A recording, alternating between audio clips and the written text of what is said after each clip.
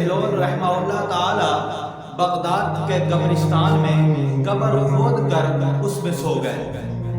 खलीफा हारून रशीद को हजरत बहलोल की ज़रूरत पड़ी तो उन्होंने हजरत बहलोल को तलाश करवाना शुरू किया।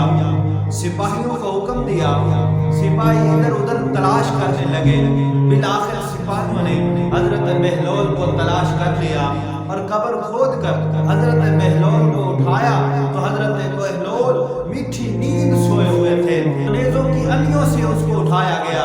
हजरत बहलोल रहमहुल्लाह उठते ही फरमाते हैं, मुझे क्यों उठाया है? मुझे यहाँ भी आराम से सोने नहीं देते, मुझे यहाँ भी आराम करने नहीं देते।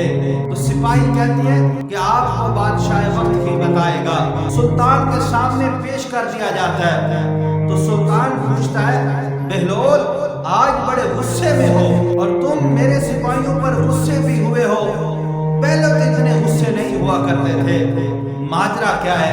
तो हजरत बहलोल रहमहुल्लाह फरमाते हैं कि मैं ख्वाब में बादशाह बना हुआ था, मेरे महल थे, गुलाम थे और ऐशो आराम की जिंदगी गुजार रहा था।